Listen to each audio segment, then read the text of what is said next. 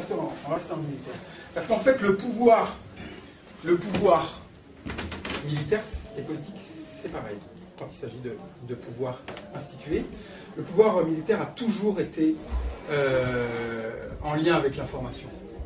Par exemple, il y a une information qui est primordiale, c'est comment on tue un homme. La naissance de l'information stockée, l'information, elle évoque quelque chose si elle est stockée. C'est par exemple comment on tue un mammouth. Donc comment on tue un mammouth, on va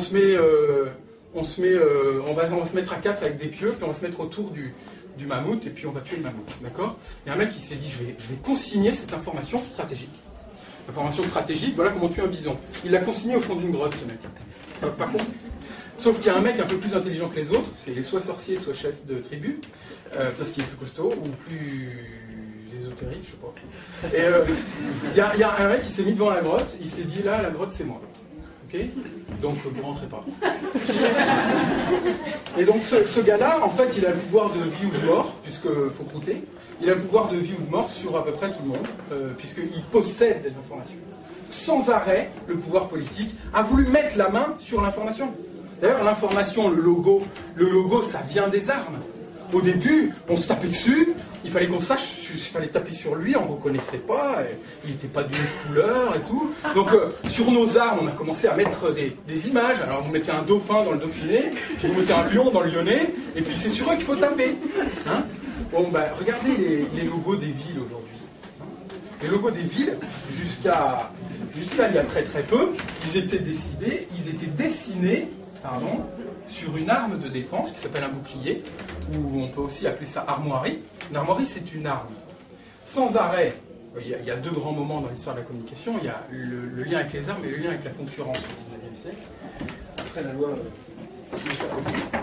Et donc, du coup, et voilà, le pouvoir essaye toujours de mettre la main sur le pouvoir politique. Je passe rapidement, je fais un bond dans l'histoire. Alors là, les étudiants vont rigoler. Parce que ce qui s'est passé à la fin de la Deuxième Guerre mondiale, il y a un certain nombre de chefs de guerre qui se sont retrouvés au chômage. Parce qu'ils ne savaient pas faire la guerre froide. Ils n'étaient pas assez... Bon, ils ont vite appris. Mais il y a un certain nombre de grands chefs de guerre qui ont cherché à se recycler à l'issue de la Deuxième Guerre mondiale. Ces grands chefs de guerre, ils savaient faire des campagnes, ils savaient lire un plan, ils savaient faire un diagnostic, ils connaissaient les objectifs, la cible, les moyens et l'évaluation. Grosso modo, ils savaient développer une stratégie.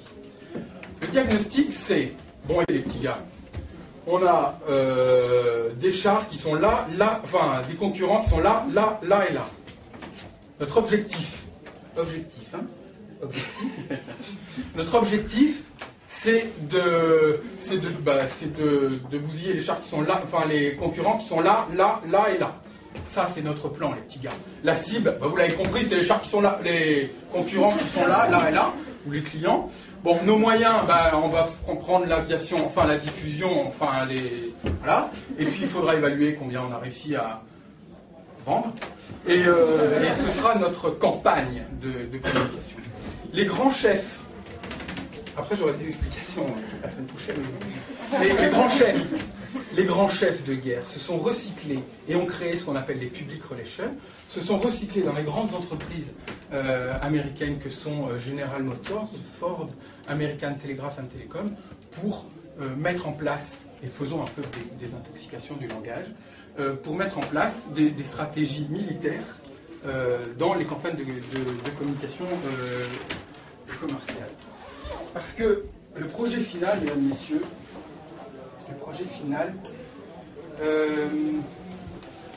un petit mot d'actualité quand même. Alors Google fait des téléphones.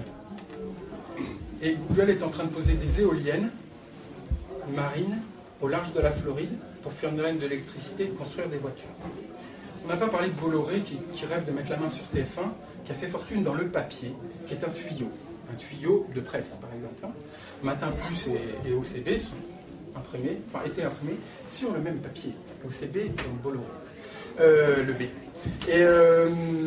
Et on va passer sur un certain nombre de grands exemples comme ça qu'on pourrait travailler ensemble en atelier pour identifier où sont les tuyaux. Parce que le projet final, mesdames, messieurs, c'est de nous mettre, nous, dans les tuyaux. Aux États-Unis, Aux États-Unis, mais aussi à Saint-Genis-Laval, aux États-Unis et à Toulouse, il y a des Common Interest Development, des CID. Alors il y a des CID super, mais il y en a certaines que les mauvaises langues appellent des gated communities, des communautés fermées, et ça c'est des mauvaises langues, des CID qui sont organisées. Alors en fait c'est une résidence en fait, c'est super, parce que quand vous rentrez, il y a un ancien GIS qui est là pour faire la sécurité, donc il y a déjà la sécurité, et c'est compris dans le prix, TTC.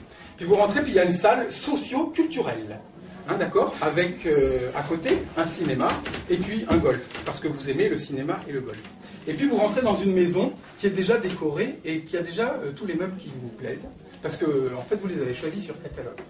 En fait vous ne payez ni un loyer, vous ne payez pas un prix de vente.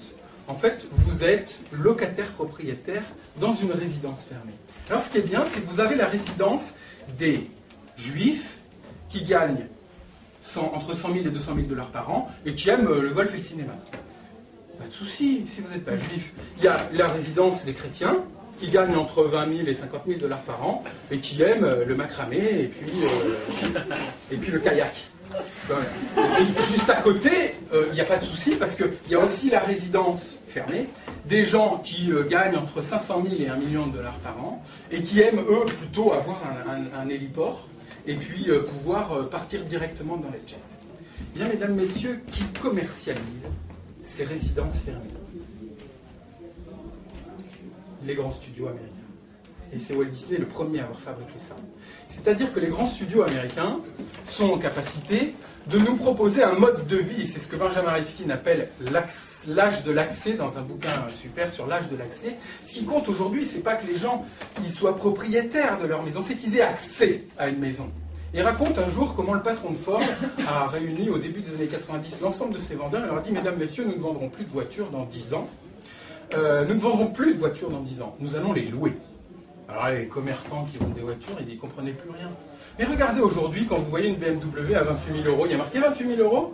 Non, il y a marqué 372 000 € par mois. 372 € par mois pour une BMW. Pourquoi? Ce qui compte, ce n'est pas d'être propriétaire d'une BMW, c'est de vivre dans une BMW. Et ça, c'est un loyer. C'est une location de mode de vie. Parce qu'au bout de 4 ans, votre BMW à 372 € par mois, vous essayez de la racheter, ben, vous perdez de l'argent. Le crédit, il est négatif. Ce qui compte, c'est que vous soyez abonné à BMW. Parce qu'au bout de vos 372 € par mois, on vous proposera, si vous avez augmenté vos revenus, 390 pour avoir la BMW 4.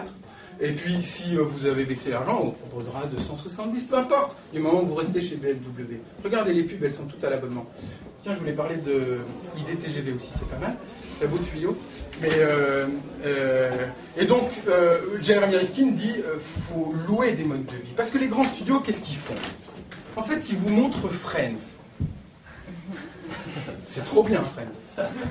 Moi, j'aimerais bien avoir une grande affiche Moulin Rouge, boire du vin, avoir des potes super sympas à côté, qu'on puisse marier, tous.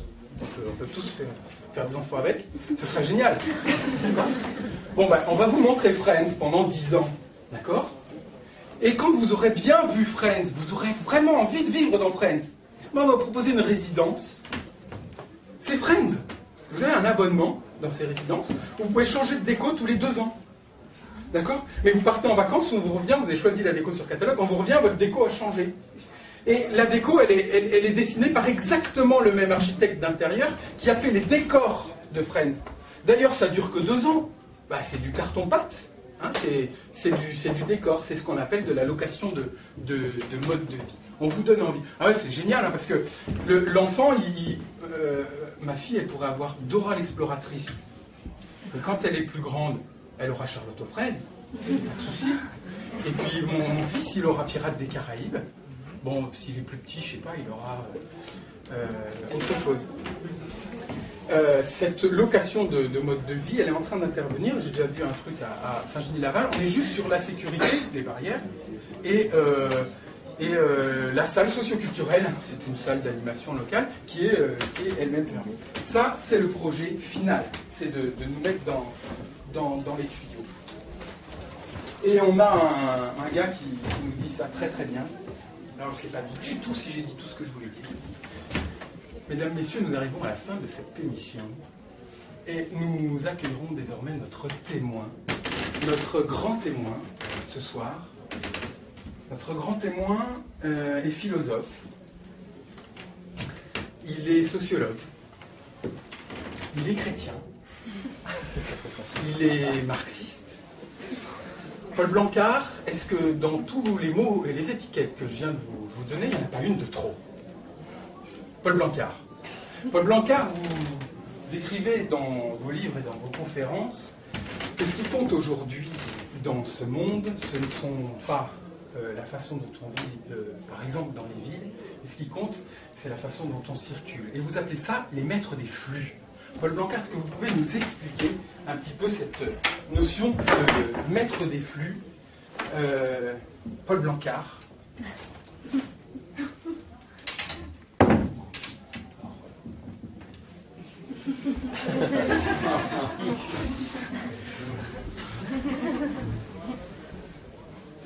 Paul Blanquart, que j'ai eu la chance de rencontrer par 2 fois grâce à l'association Arpenteurs à Échirolles. On est entre nous.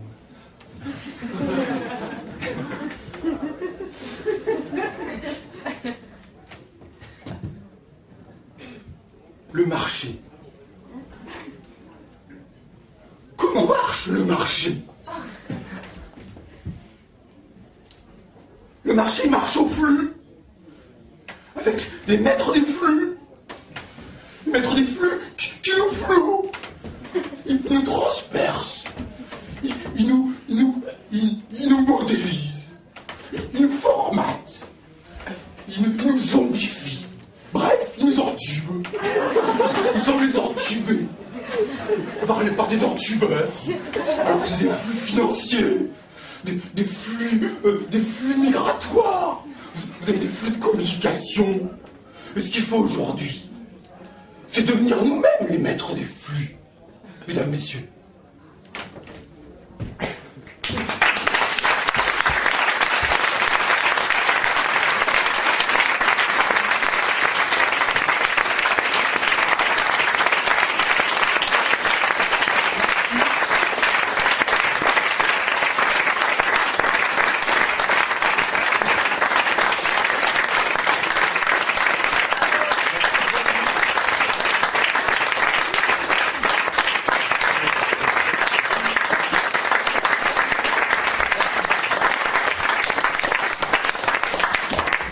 J'ai pas tout dit, ça peut durer 2 heures. Un petit mot pour remercier vraiment, d'abord pour faire un grand coucou à quelqu'un qui s'appelle Célestin, et ensuite pour remercier Michel et Yannick et Bernie et la compagnie de Poche qui nous a permis de nous réunir dans cette chaleur tout à fait exceptionnelle. Donc au son vous avez Rachel qui est ma coach vocale, à la lumière vous avez EDF. Si on applaudit EDF à la lumière.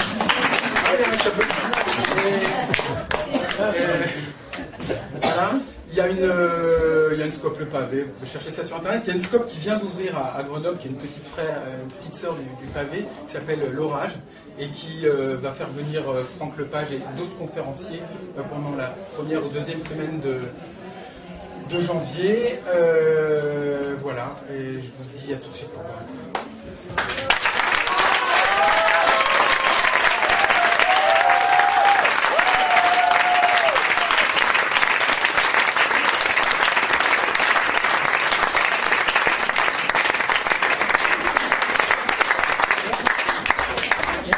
Je rappelle que Pierre est au chapeau, donc je jette un chapeau.